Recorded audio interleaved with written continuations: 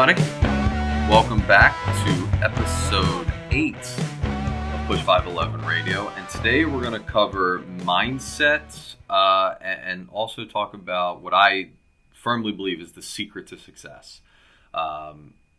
So we're going to dive into that. And I just want to let everybody know the large majority of a lot of the things we're going to be talking today were influenced or pulled from two books. First one is called Mindset by Carol Dweck, and the second one's called Grit by Angela Duckworth. So if any of this sounds even remotely intriguing to you, I highly recommend diving into those two books. I think if you were to read any books to kind of work on mindset, those two would probably be 1A and 1B to start there.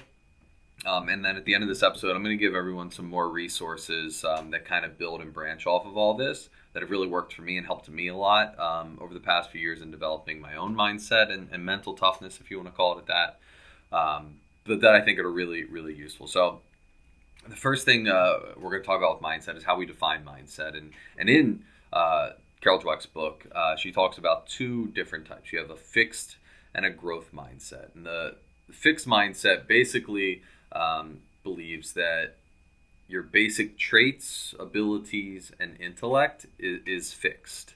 And the probably most commonly used or a sentence that describes this is when you're in school and you get to a certain point in math and you just go, well, I'm just not good at math. That type of an attitude, or I just wasn't born with the right type of body type to do X. Like that fixed belief in your traits, abilities, intellect. That's that fixed mindset.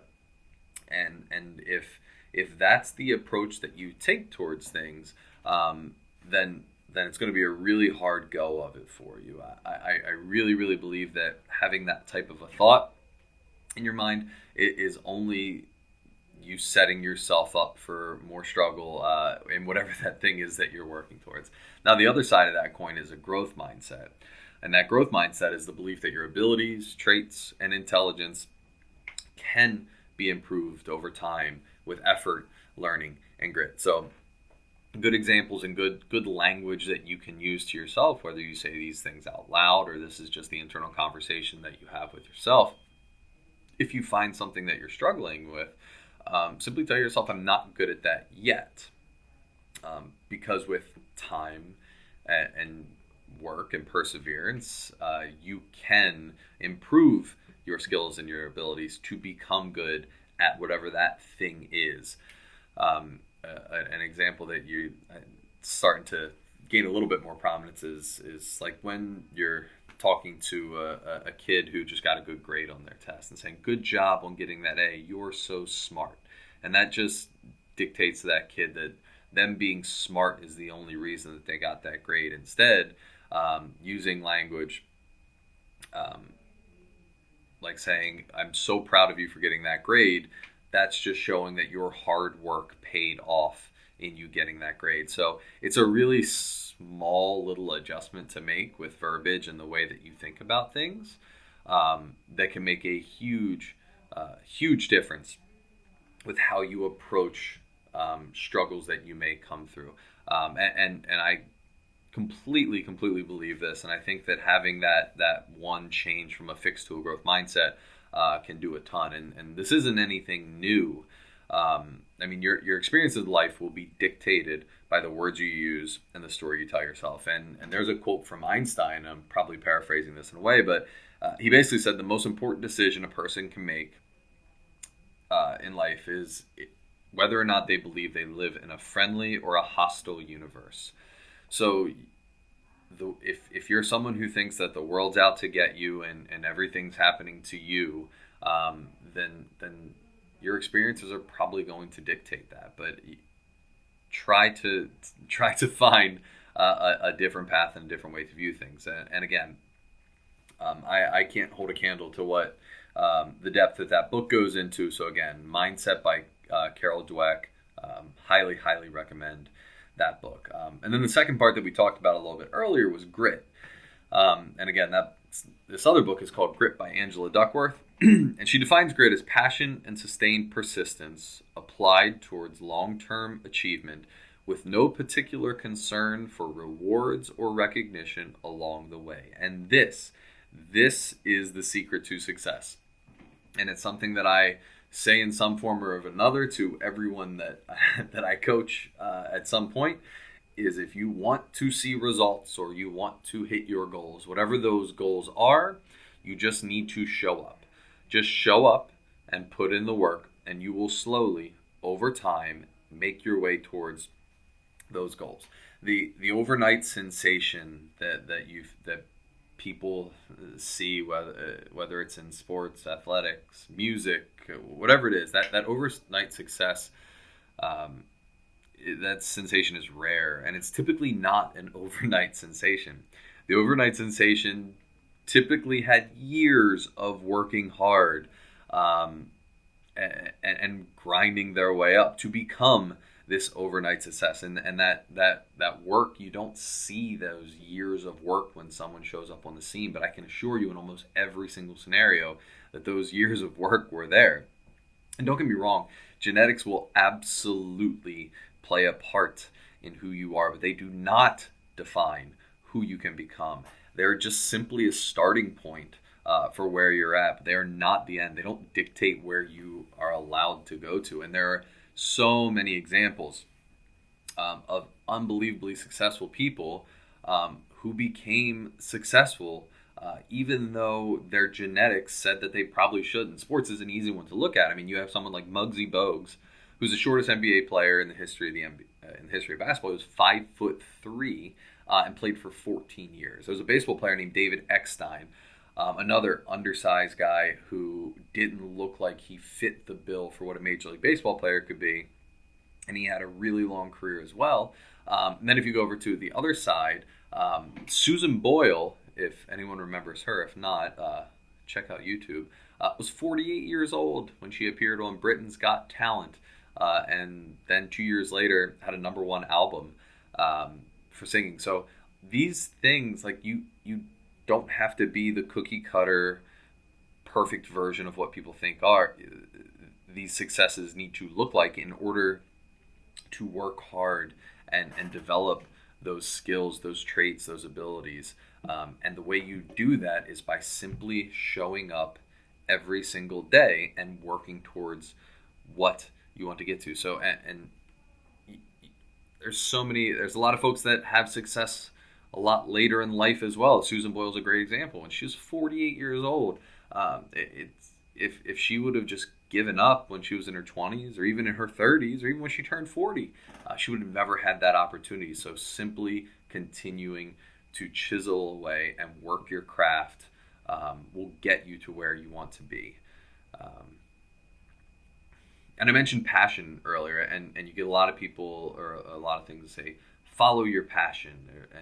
But then, like, how do you know what your passion is? How do you find your passion? And I don't think for most people, and some people do, but I don't think for most people you just find your passion. You wake up one day and you go, oh, I found my passion. It just, I don't think that it works that way for everybody. And the way that you then try to find that thing that you're passionate about is to try things. Try a lot of things. And when you find something that simply piques your interest, dive down that hole and just continue to work on that and see where that takes you. And then over time, as you, again, develop that interest and dive deeper down that hole to learn more about that topic or work more about that topic, that's how you develop your passion. And that's how you then can become great at something. It's not always going to be this lightning strikes moment for everyone. So I think telling people to find your passion, it can be a little misleading because it's just not that easy. And it's not that, again, that lightning strikes moment for everybody. So I think that can be a little misleading for folks. So find something that piques your interest and see where it takes you. You think you might be surprised. But in order to do that, you got to try things. Get yourself out of your comfort zone. Try different things. You want to learn how to play piano? Try it. You want to play guitar? Try it. You want to run a marathon? Try it. You never know what one thing may end up being the thing that you really, really love and really enjoy. Now, before I close out here, I did say I wanted to give everyone some other resources. So other books that I really enjoyed that have helped me along the way as well. First one, The Subtle Art of Not Giving a Fuck by Mark Manson.